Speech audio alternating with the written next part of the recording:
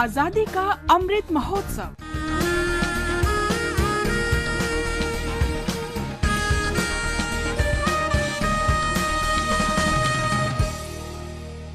आजादी का सफर आकाशवाणी के संग। आज की कड़ी में हम स्वाधीनता सेनानी चंपक रामन पिल्लई को स्मरण कर रहे हैं। उनका निधन 26 मई 1934 को हुआ था। पिल्लई भारत में साम्राज्यवादी ब्रिटिश शक्ति पर हमले के लिए विदेश में भारतीय सेना को संगठित करने में रास बिहारी बोस और सुभाष चंद्र बोस के पूर्ववर्ती थे। पिल्लई को जय हिंद का नारा देने का श्रेय दिया जाता है।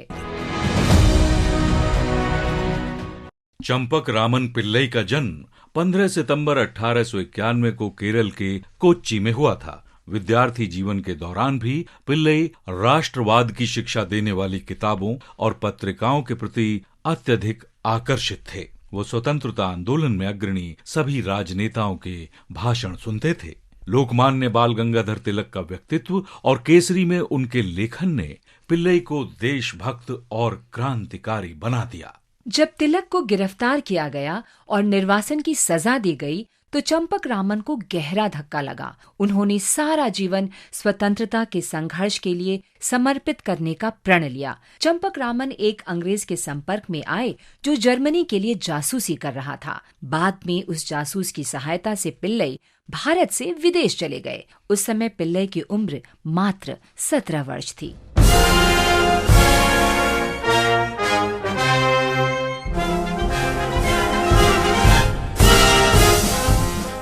चंपक रामन सबसे पहले कोलंबो गए और वहां से स्विट्जरलैंड ज्यूरिख में पिल्लई ने शिक्षा पूरी की और इंजीनियरिंग में डॉक्टरेट की उपाधि ली।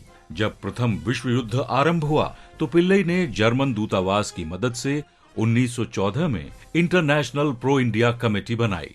उसका मुख्यालय ज्यूरिख में था और चंपक रामन ने स्वयं ही उसके अध्यक्ष की जिम्मेदारी संभाली। अक्टूबर 1914 में पिल्लई बर्लिन चले गए और वहां इंडियन इंडिपेंडेंस कमेटी शुरू की। लाला हरदयाल, तारक नाथ दास, बरकतुल्ला, चंद्रकांत चक्रवर्ती, भूपेंद्र नाथ दत्त, प्रभाकर, वीरेंद्र चट्टोपाध्याय, बीरेंद्र सरकार और हेराम बलाल गुप्ता सहित विदेश में रह रहे अनेक क्रांतिकारी कार्यक्रम तैयार करने के लिए पिल्लई के साथ जुड़ गए।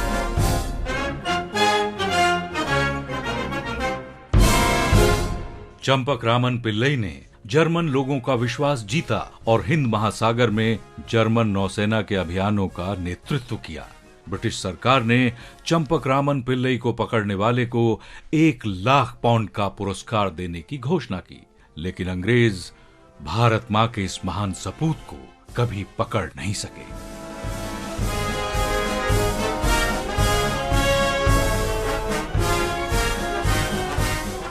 पिल्लई ने प्रथम विश्व युद्ध के दौरान इंडियन नेशनल वॉलंटियर कोर की स्थापना की। उन्होंने स्वयं सेवकों के लिए सैनिक पोशाक और अनुशासन का भी निर्धारण किया। जुलाई 1914 में पिल्लई ने बर्लिन से भारतीय सैनिकों को संदेश दिया कि विद्रोह करने और मातृभूमि को मुक्त कराने का समय आ गया है। बाद में 1919 में जब चंपक रामन पिल्लई वियना में सुभाष चंद्र बोस से मिले तो उन्होंने नेताजी सुभाष चंद्र बोस को अपनी योजना बताई। माना जाता है कि सुभाष चंद्र बोस ने वही राह चुनी जो चंपक रामन पिल्लई ने उन्हें दिखाई थी। दूसरे विश्व युद्ध के दौरान आजाद हिंद फौज के गठन से पिल्लई का सपना साकार हुआ।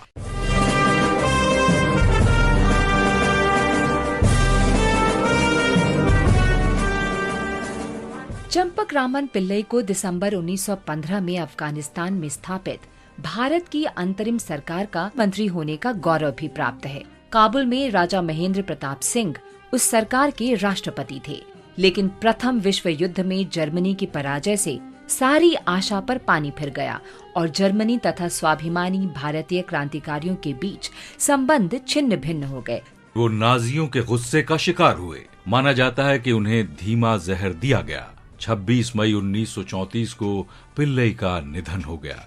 उनकी पत्नी लक्ष्मीबाई को अवर्णनीय पीड़ा सहनी पड़ी क्योंकि नाजियों ने उनका जीवन नरक बना दिया था। इसके बावजूद लक्ष्मीबाई पिल्लई चंपक रामन की अस्थियां, डायरी और उनके गोपनीय दस्तावेज संरक्षित करने में सफल रहीं।